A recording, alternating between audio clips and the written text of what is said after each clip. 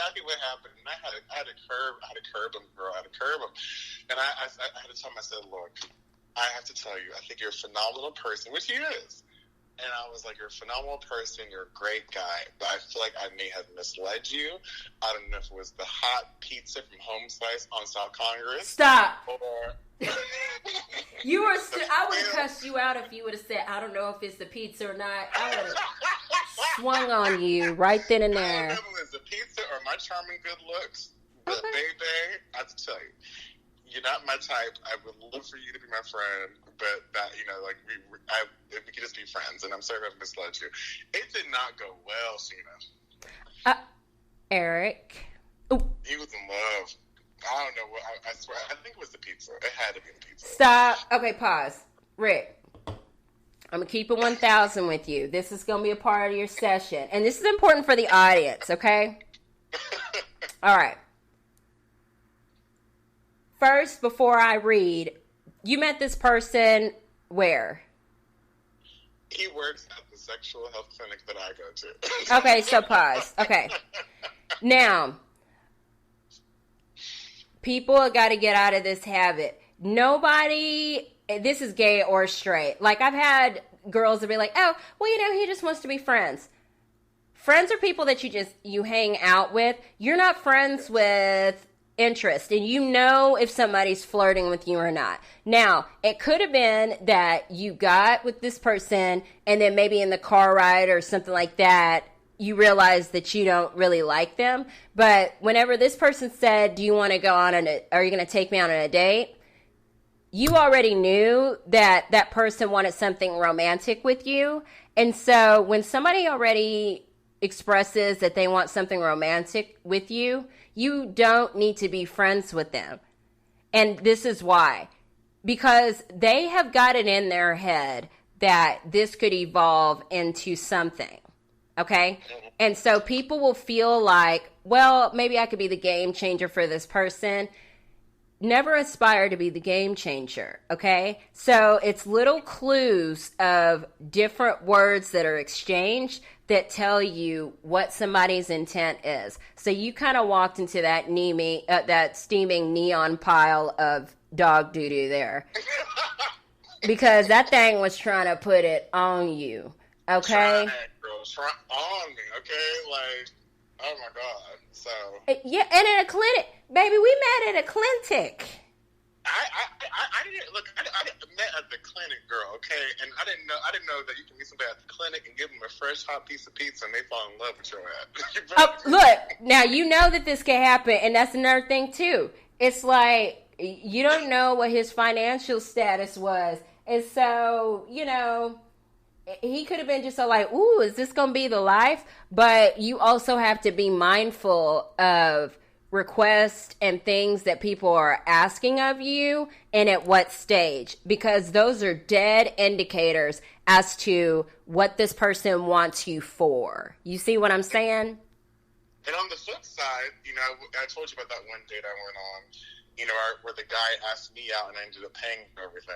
Why don't you take us through that? Take us through that scenario. Give us a brief thing about that, because that's really important. Yes, this guy hits me up, okay, on social media. And he goes to Ric Londen and, you know, Facebook page, and he messages me, and he's like, oh, I think you're very handsome. I'm like, oh, okay, cool, thanks. I would like to take you on a date. So, I proceeded to say, yes, that's fine, because we were talking about seafood. And if anybody knows me or knows Sheena, we love us some boiled crab. Okay. And she makes the best, okay? Okay, you know, thank you. I mean, so, you know, he basically invited me on a date. So I live out near Lake Traverse in a way, and he lives in Pflugerville, so I drove over to, like, far. That's where you messed up. To go pick him up. Pflugerville is where you messed up. No tea, no shade, but I could have told you that. Yes. Pick him up, and then, you know, I ended up driving him. I got the car washed. I put gas. I said, okay. He had nothing planned, right, for this date. So I was like, okay, so, and I'm very spontaneous. Pause. Okay, so, that's number one where you messed up. Yes. Anybody asks you out on a date and you have to go pick them up, That's the problem. That's not asking you out on a date. And that was your one indicator where you missed it. But go ahead. I missed it. This is stupid. It's okay.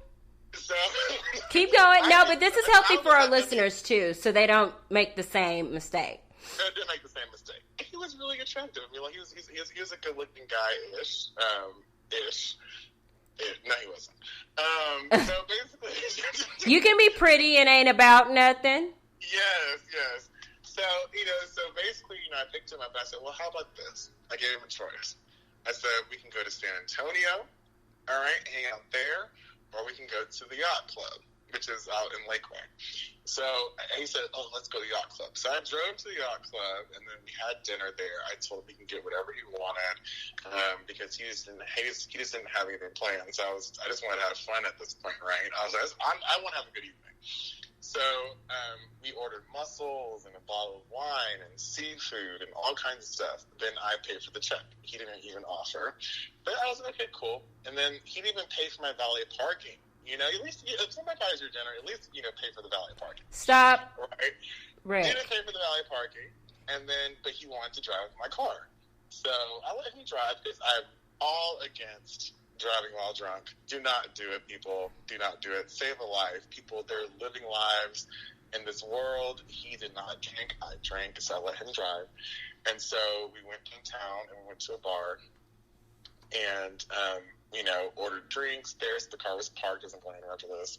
But, we had drinks at a rooftop bar that he recommended.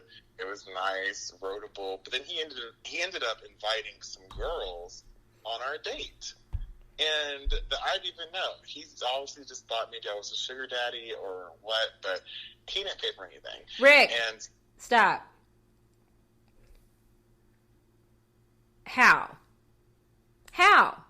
I want you to think about what you just said. I need to, and I'm going to take you here. I know you're like you snatching a wig right now, but listeners, this is how. This person, one, when you picked them up, did they have a car?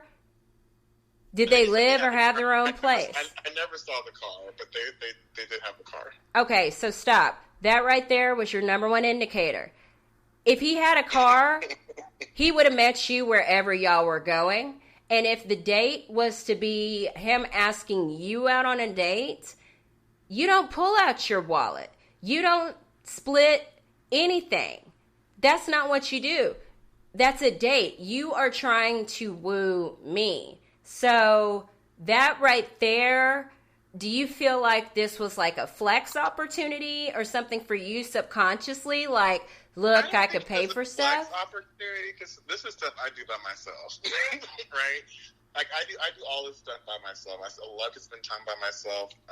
Yeah. And I'm my own best friend, right? I've learned over the years that you can get burned, and if I'm not hanging out with Sheena or a few other people in my life, my roots, as I call them, in my life, I'm by myself, and I'm okay with that. Because, as Tyler Perry says, you have people who are branches that, fall, they may just fall off the tree from time to time, but they'll make you think that they're in your life for a good reason, and there's leaves that just come and go. But I like to spend time with my roots, and Sheena's one of them, or myself. So at this point, I knew the date was going kind of south once I was putting gas in the car after I picked him up, and I was like, at this point, I was like, okay, I'm kind of stuck with this. I can't say the word online. No. I'm stuck with this guy, and I basically am going to just enjoy my evening. So at that point, it kind of became like, all right, let me just salvage the rest of my day. I could see that. Yeah, I could see you doing that. Like, well, we're already here, but just so people know, and again, you're never stuck, especially, and I get it, because it was probably during the pandemic whenever you chose to meet this person, and a lot of people, the first time even eking out a little bit, they're like, oh my God, I'm out, like a puppy that gets to go for a walk for the first time. You want to make the most of it, and so you're like, screw it. But then afterwards, you're like, man, I wasted my time.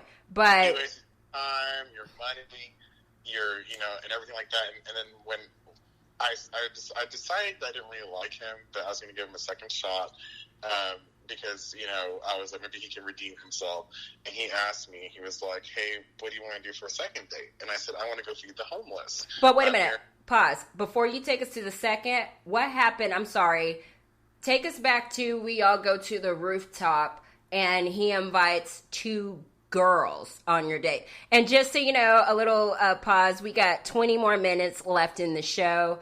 This is Sheena Simmons with the CBDand KEKE with our special guest, Ric Londen. But anyway, take us back to he brings the 2 girls on the rooftop. So we were at the rooftop, but then we met the girls at this bar on Rainy Street, Container Bar, okay, located on Rainy Street. You tried it, okay. Oh my God. I highly recommend it.